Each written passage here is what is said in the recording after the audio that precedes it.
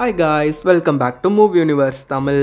இன்னைக்கு நம்ம ஹேர்லான் carbon shelter சீரிஸோடைய episode 3 தான் பார்க்க போறோம். முதல் 2 எபிசோடு பார்க்காதவங்களுக்கு லிங்க் டிஸ்கிரிப்ஷன்லயும் கமெண்ட் பாக்ஸ்லயும் பின் பண்ணி விட்டுருக்கேன். அதை பார்க்காதவங்க அதை பார்த்துட்டு வந்து இதை பாருங்க, அப்பதான் உங்களுக்கும் கிளியரா புரியும். இப்போ வாங்க எபிசோட் 3 ஸ்ட்ரைட்டா பார்த்துடலாம். பேட் லேடிக்கு பாஸ்ட் லைஃப் ஒன்று நினைவுக்கு வருது. என்னன்னா அந்த டெத் கேம்ப்ல லெசி சோபக் அந்த சில்ட்ரன்ஸ் எல்லாம் ரெஸ்கியூ பண்ணி கூட்டிட்டு வந்த அந்த ட்ரெயின் சடனா ஒரு காட்டு பகுதியில நின்றுது. பசங்களும் டோரை திறந்துகிட்டு ட்ரெயினை விட்டு வெளியே வந்துடுறாங்க. நம்ம முன்னாடி பார்த்த ஈமா போட்டிருந்த அந்த ப்ளூ கலர் டாட்டூ, ஷெல்டர் சாங்குடைய ஆல்பம் லோகோ, அதே கலர்ல உள்ள பட்டர்ஃப்ளை எல்லாம் அங்க பறந்துகிட்டு இருக்குதுங்க. பசங்களும் அந்த பட்டர்ஃப்ளைஸை ஃபாலோ பண்ணி கொஞ்சம் தூரம் போறாங்க. இப்போ அந்த பட்டர்ஃப்ளை கூட்டம் எல்லாம் ஒரு பிளாக் கலர் ஸ்கர்ட் போட்டு ஒரு சின்ன பொண்ணையே சுத்தி சுத்தி பறந்துகிட்டு இருக்குதுங்க. ஆஷ்லி இருக்கிற இடம் ஏதாவது தெரிஞ்சுச்சான்னு பேட் லேடி கோட் ஷூட் போட்டு அந்த பல்கான ஆள் கிட்ட கேட்கிறான். அந்த விஷயமா தான் நான் தேடிக்கிட்டு இருக்கேன்னு மிக்கி கிட்ட இருந்து திருடின டேட்டாவெல்லாம் ஒவ்வொன்னா பார்த்துக்கிட்டு இருக்கான். அதுல ஏதாவது க்ளோ இருக்குமான்னு. இன்னும் இந்த பொண்ணால எத்தனை பேர் உயிர் விட போறாங்கன்னு தெரியலன்னு பேட் லேடியும் சொல்றா. அங்க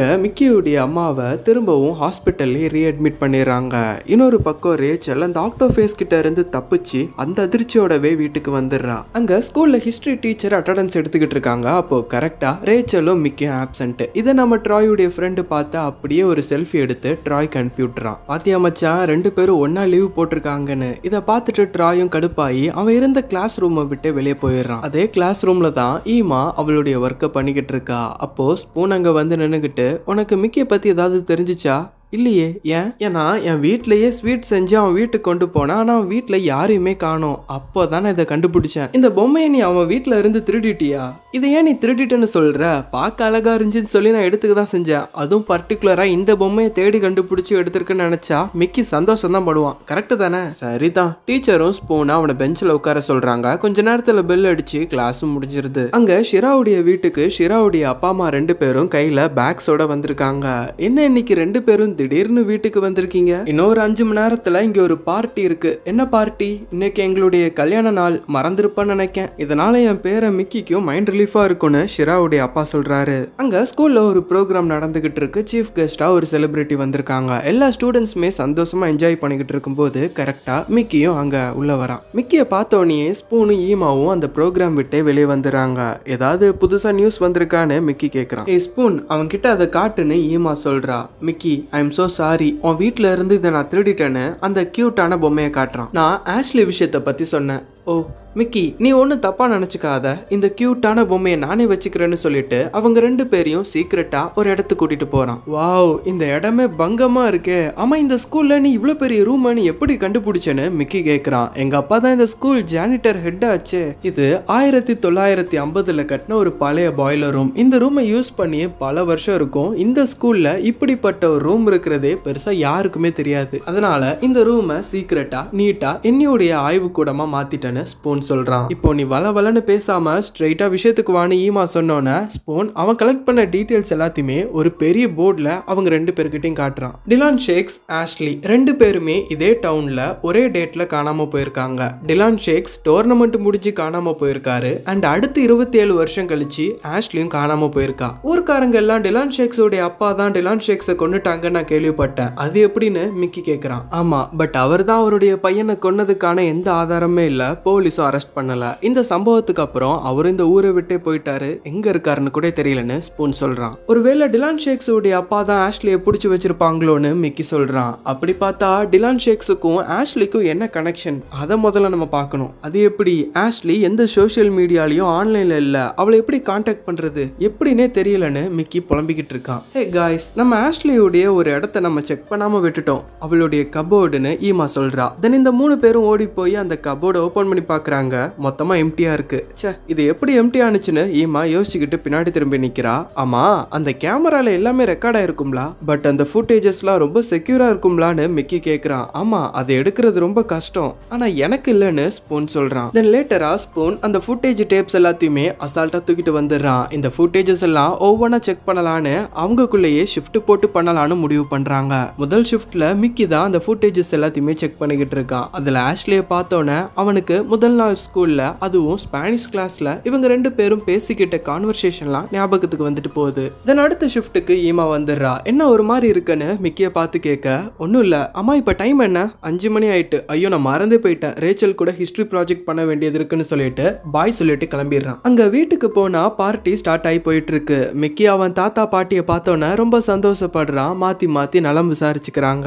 உன் கேர்ள் ஃப்ரெண்ட் உனக்காக அவ்வளோ நேரமா காத்துக்கிட்டு இருக்கான்னு தாத்தா சொல்ல, தாத்தா நீங்க நினைக்கிற மாதிரி இவ என் கேர்ள் ஃப்ரெண்டு கிடையாது, இவ பேரு ரேச்சல், நாங்க 2 பேரும் ஹிஸ்டரி ப்ராஜெக்ட் பண்ண போறோம். யாரை பத்தின ப்ராஜெக்ட்? லிசி சோபர்க். லிசி சோபர்க்கா? தாத்தா உங்களுக்கு அவங்கள பத்தி தெரியுமா? கேள்விப்பட்டிருக்க, பசங்க எல்லாத்தையுமே டெத் கேம்ப்ல இருந்து ரெஸ்கியூ பண்ணி ட்ரெயின்ல ஏத்திட்டு வந்த அந்த பொண்ணு தானே, ரொம்ப தைரியமான பொண்ணு தானே தாத்தா சொல்றாரு. தென் இவங்க 2 பேரும் தனியா அவங்களுடைய ப்ராஜெக்ட பண்ணதுக்காக போயிடுறாங்க. அங்க கொஞ்ச நேரத்துல ட்ராய் டெய்லர் ஃபேமிலி அந்த பார்ட்டிக்கு வராங்க. இத பார்த்துட்டு ஷிரா பொலைட்டர் லைட்டா ஷாக் ஆகுறாங்க. நாங்க யதார்த்தமா சூப்பர் மார்க்கெட்டை விட்டு வெளியே வரும்போது உங்க அப்பா அம்மா எங்களை பார்த்துட்டாங்க, அவங்களும் எங்க வீட்டுல பார்ட்டி இருக்குன்னு இன்வைட் பண்ணாங்க, அதானே ட்ராயோடைய அம்மா சொல்றாங்க. அடுத்து ரேச்சலும் அங்க வந்து ட்ராயோடைய அப்பா அம்மா கிட்ட ஹாய் சொல்லிட்டு, தப்பா நினைச்சுக்காதீங்க, எனக்கு வீட்டுல கொஞ்சம் ஹோம் ஒர்க் இருக்கு, அதனால நீங்க இங்க உட்காந்து ஜாலியா பேசிட்டு அதுக்கப்புறம் போங்கன்னு இவங்க எல்லார்கிட்டையும் பாய் சொல்லிட்டு கிளம்பி போறா. ட்ராயும் மிக்கி ஒரு மாதிரி முறைச்சு பார்த்துட்டு வெளியே நடந்து போய்கிட்டு இருக்கிற ரேச்சல் கிட்ட, ஹே நான் உனக்காக டெக்ஸ்ட் பண்ண ரெஸ்பான்ஸ் பண்ணவே இல்லை, ஸ்கூலுக்கு வேற வரலையா, என்னாச்சு? நான் கொஞ்சம் பிஸியா இருந்தேன்னு சொல்றா.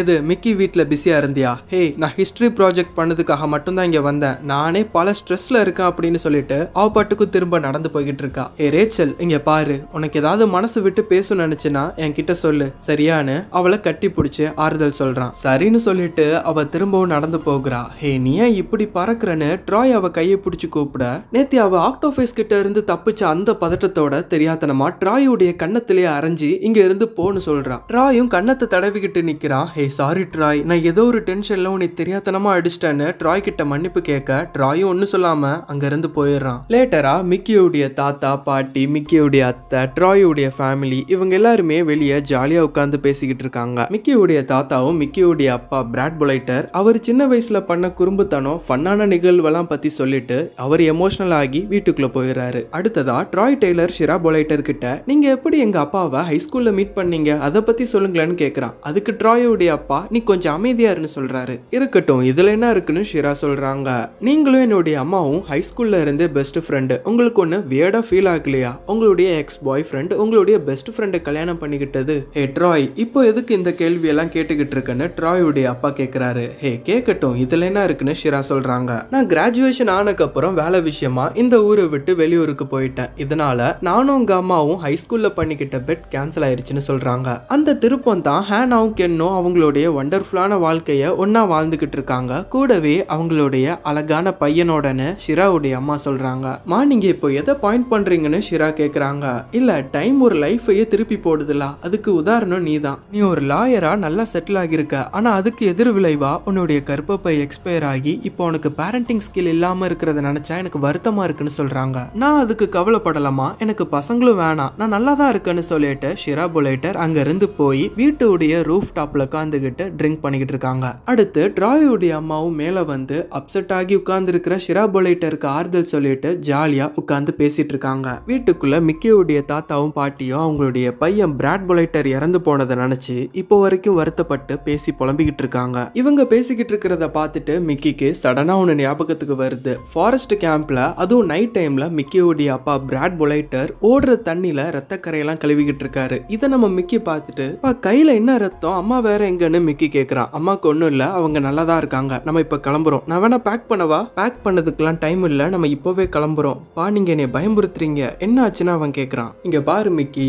நானும் உங்க அம்மாவும் ஒரு முக்கியமான ஒரு வேலை பார்த்துக்கிட்டு இருக்கோம், தன்னைத்தானே காப்பாற்றிக்க முடியாத மக்களுக்கு ஹெல்ப் பண்றது. ஆனா இந்த உலகத்துல தான் அடுத்தவங்களுக்கு ஹெல்ப் பண்ணாலே ஏதாவது பிரச்சனை வருமே, அந்த மாதிரியான சூழ்நிலை வரும்போது என்னுடைய வேலை என் குடும்பத்தை காப்பாத்துறது, அதை தான் நான் இப்போ பண்ண போறேன், ஸோ கிளம்பு இப்போவே போறோம்னு சொல்றாரு. நான் இப்போவும் அவரை மிஸ் பண்றேன்னு மிக்கி அவன் தாத்தா பாட்டி கிட்ட வந்து கட்டி பிடிச்சு சொல்றான். நாங்களும் இந்த வீட்டுக்கு வந்தாலே உன் அத்தை, உன் பெரியப்பா, உன் அப்பா நினப்பு தான் அதிகமா வருதுன்னு தாத்தா சொல்றாரு. ஆக்சுவலா மிக்கியோடைய பெரியப்பா மிரான் பொலைட்டர் இப்போ வரைக்கும் எங்க இருக்காரா இல்லையா எதுவுமே மென்ஷன் பண்ணல. நீ ஸ்கூல் பாஸ்கெட் பால் டீம்ல கூட ஜாயின் ஆகல நான் கேள்விப்பட்டேன், உனக்கு பிடிச்ச ஸ்போர்ட் அதானே, ஏன் என்ன ஆச்சுன்னு கேக்குறாரு. எனக்கு இப்போ விளையாட இன்ட்ரெஸ்ட் இல்ல தாத்தான்னு சொல்லிட்டு நைஸா எந்திரிச்சிடறான். அங்க ஃபுட்டேஜை செக் பண்ணிக்கிட்டு இருக்கிற ஈமா ஆஷ்லி காரிடோர்ல ஒரு வாரமா நின்று அழுதுகிட்டு இருக்கிறத பாக்குறா. தென் தேர்ட் ஷிஃப்ட்டுக்கு ஸ்பூன் வந்துடுறான். ஸ்பூன் கிட்டையும் அதை போட்டு காமிக்கிறான். தென் ஸ்பூன் ஃபுட்டேஜ் செக் பண்ணும்போது ஸ்கூல் கிரவுண்ட்ல பிராக்டிக்ஸ் எடுத்துக்கிட்டு இருந்த சியர் கேர்ள்ஸ் எல்லாம் ஆஷ்லியை புள்ளி பண்றாங்க.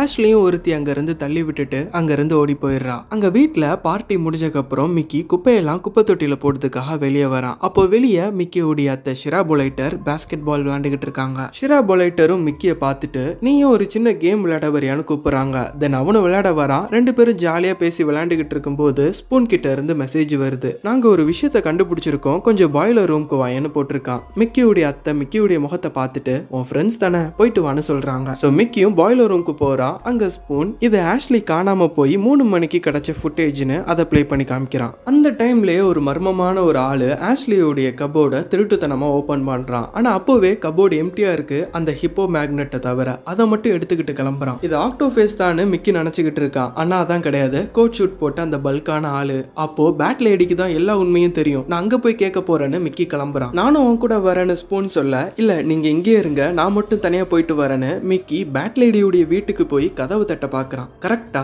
ஒரு கார் பேட் லேடியுடைய வீட்டு காம்பவுண்டுக்குள்ள தான் என்டர் ஆகுது. இதை நம்ம மிக்கியும் பாத்துக்கிட்டு இருக்கான். தென் அந்த கார் வீட்டுக்கு சைட்ல உள்ள கராஜுக்குள்ள போய் பார்க் ஆகுது. தென் கராஜுடைய ஷட்டர் க்ளோஸ் ஆகுறதுக்குள்ள மிக்கி ஓடி போய் நைஸா உள்ளே நுழைஞ்சிடறான். தென் கராஜுக்குள்ளேயே ஒரு டோர் ஒன் சைடா ஓபன் ஆகி கிடக்குது, பேஸ்மெண்ட்டுக்கு போகிற வழி. சோ அது வழியா உள்ள இறங்கி போனா ஃபர்ஸ்ட் எபிசோட்ல ஃபர்ஸ்ட் சீன்ல காமிச்ச அந்த சவுண்ட் ப்ரூஃப் ஷெல்டர்லாம் இருக்கு. இந்த ஏரியால இப்படிப்பட்ட ஒரு இடமா நினைச்சுக்கிட்டு மிக்கி சுத்தி சுத்தி பார்த்துக்கிட்டே போறான். கடைசியா ஒரு ஏணிப்படி மட்டும் இருக்கு. அந்த ஏணிப்படி வழியா மேல ஏறி போனா சிம்பிளா ஒரு ட்ரெஸ் ஹேங்கர் இருக்கு. சோ அந்த ட்ரெஸ் எல்லாம் விலக்கி விட்டு பார்த்தா ஒரு டோர் ஓபன் பண்ணிட்டு உள்ள போனா பேட் லேடியுடைய வீட்டுக்குள்ளே வந்துடுறான். அந்த கோட் ஷூட் போட்டு அந்த பல்கான ஆளும் இங்க வருதுக்கு நீ இவ்வளவு நேரம் டைம் எடுத்துக்கிட்டியான்னு மிக்கிக்காகவே வெயிட் பண்ணிக்கிட்டு இருக்கான். நான் சர்வேலன்ஸ் கேமரா ஃபுட்டேஜ் செக் பண்ண, நீ எதுக்கு நைட் டைம்ல ஸ்கூலுக்கு வந்து திருட்டுத்தனமா ஆஷ்லியோடைய லாக்கரை உடைச்சு செக் பண்ணிட்டு போன? ஆஷ்லி காணாம போனதுக்கு ரீசன் நீயும் பேட் லேடியும் தான் ஏதோ பண்ணிருக்கீங்கன்னு மிக்கி சொல்றான். அது கண்டிப்பா உனக்கு தெரியுமா மிக்கின்னு பேட் லேடியும் வந்து கேக்குறா. நீங்களாவது ஆஷ்லி இப்போ எங்க இருக்கான்னு சொல்லுங்கன்னு மிக்கி கேக்குறான். அதை நீ தான் சொல்லணும், நான் அந்த பதில தெரிஞ்சுக்கிறதுக்கு தான் நான் இங்க வந்திருக்கேன். எங்க அப்பா உயிரோட இருக்காங்கன்னு சொன்னதும் நீங்க தான், சொல்லுங்கன்னு கேக்குறான். சில பேருடைய வாழ்க்கையில மறக்க முடியாத விசித்திரமான சம்பவங்கள்லாம் நடந்திருக்கும். அதுல இருந்து சர்வைவ் கூட பண்ணியிருந்திருப்பாங்க. அவங்களுக்கு நடந்த நினைவுகள்லாம் அவங்க மைண்டுக்குள்ளே ஓடிக்கிட்டு இருக்கும். அதை மனசு விட்டு யார்கிட்டயாவது ஷேர் பண்ணும்போது கேட்டவங்க கற்பனையா இன்னொருத்தவங்க கிட்ட ஒரு கதையா சொல்ல கடைசியா அது பயமுறுத்தக்கூடிய கதையா பரவ ஆரம்பிக்கும். உன் டீச்சர் லிசி சோபக்க பத்தி சொல்லிருக்காங்களா? ஆமா. நீ என்னத்தை கத்துக்கிட்டேன்னு கேக்குறாங்க. ஒரு டெத் கேம்ப்ல இருந்து 50 பசங்களை ரெஸ்கியூ பண்ணிருக்காங்கன்னு. அப்போ டீச்சர் மேஜிக்கல் பட்டர்ஃப்ளை பத்தி சொல்லி தந்திருக்காங்களா? மேஜிக்கல் பட்டர்ஃப்ளையா? இதெல்லாம் எதுக்கு என்கிட்ட சொல்லிட்டு இருக்கீங்கன்னு மிக்கி கேக்குறான். அந்த பட்டர்ஃப்ளைஸ் தான் சில பசங்க எல்லாத்தையுமே வழி நடத்தி சேஃபா லிசி கிட்ட விட்டுச்சு. ஆனா மிக்கி சொன்ன உண்மை கதைகள்ல எல்லாமே 100க்கு 100 உண்மை ஆகிறாது. அது விசித்திரமா தான் இருக்கும். ஏன்னா நானும் அங்கதான் இருந்தேன்னு பேட் லேடி சொல்றாங்க. மேஜிக்கல் பட்டர்ஃப்ளைங்கிறது மக்களுக்கு நினைச்சுக்கிட்ட ஒரு கற்பனையான ஒரு விஷயம் தான். ஆனா உண்மையிலேயே அங்க உள்ள மரங்கள்ல பட்டர்ஃப்ளை சின்னம் செதுக்கப்பட்டிருந்துச்சு. அதிர்ஷ்டவசமா சில பசங்க அதை ஃபாலோ பண்ணிட்டு சேஃபா போயிட்டாங்க. துரதிர்ஷ்டவசமா பல பசங்க சிக்கிக்கிட்டாங்க. கடைசியில கரெக்டா 49 பசங்கள்ல 6 பசங்க தான் தப்பிச்சு வந்தாங்க. அப்போ நீங்க தான் லிசி சோபக்கான்னு மிக்கி கேக்குறான். சரி, அப்போ ஆஷ்லிக்கும் எங்க அப்பாவுக்கும் இதுல என்ன சம்பந்தம்? வெடிப்பட்ட அந்த 43 பசங்களையும் கொன்னவன் பேரு தி புச்சர் ஆஃப் லார்ட்ஸ். அவன் தான் என் அப்பாவையும் கொன்னான். நம்ம 2 பேருக்கும் ஒரு காமனான விஷயம் என்னன்னா, நம்ம கண்ணு முன்னாடியே நம்ம அப்பா இறந்து போயிருக்காங்க. மிக்கியுடைய கண்ணோட்டத்துல என் அப்பாவையும் அந்த பசங்களையும் கொண்டு அந்த மிருகம் இவன் தான் அப்படின்னு பேட் லேடி அவனுடைய போட்டோவை மிக்கி கிட்ட காட்டுறாங்க. அதை பார்த்துட்டு மிக்கியும் ஷாக் ஆகுறான். என்னன்னா அன்னைக்கு நடந்த ஆக்சிடென்ட்ல மிக்கியுடைய அப்பாவை ஆம்புலன்ஸ்ல ஏத்திட்டு போன அதே ஆளுதான். இதுக்கு சான்ஸே இல்லைன்னு மிக்கியும் புலம்புறான். அங்க பாய்லர் ரூம்ல ஈமாவும் ஸ்பூனும் அந்த பல்கான ஆளு வந்ததுக்கு முன்னாடி கிடைச்ச ஃபுட்டேஜ இப்போதான் செக் பண்றாங்க. அதுல யாரோ ஒருத்தவங்க ஆஷ்லியோடைய லாக்கரை ஈஸியா திறந்து ஆஷ்லியோடைய பேக்கை மாட்டிக்கிட்டு கிளம்புறாங்க. இவங்களும் ஆஷ்லி தான் நினைச்சுக்கிட்டு இருந்திருப்பாங்க. ஆனா ஆஷ்லி கிடையாது, அது ரேச்சல். ஈமாக்கும் ஸ்பூனுக்கும் என்ன நடக்குதுன்னு ஒண்ணுமே புரியல. அப்படியே அங்க கட் பண்ணா இவங்க எல்லாம் தேடிக்கிட்டு இருக்கிற ஆஷ்லி ஒரு டார்க்கான ரூம்ல உட்கார்ந்துகிட்டு மிக்கி கூட பண்ண சாட்ஸ் எல்லாம் பார்த்து ஃபீல் பண்ணிக்கிட்டு இருக்கா. அவளுடைய பேக் ஷோல்டர்லயும் அந்த பட்டர்ஃப்ளை டாட்டூ இருக்கு. கிளைமேக்ஸ் சீன்ல அதுவும் முன்னாடி ஃபாரஸ்ட் கேம்ப்ல மிக்கியுடைய அப்பாவும் நின்னு பேசிக்கிட்டு இருந்திருக்கும் போது தூரத்துல ஆஷ்லியும் நின்னு பாத்துக்கிட்டு இருந்திருப்பா. அப்ப யாரோ திடீர்னு ஆஷ்லியுடைய வாயை பொத்தி இழுத்துட்டு போயிடுறாங்க. இதோட எபிசோட் 3 முடிக்கிறாங்க.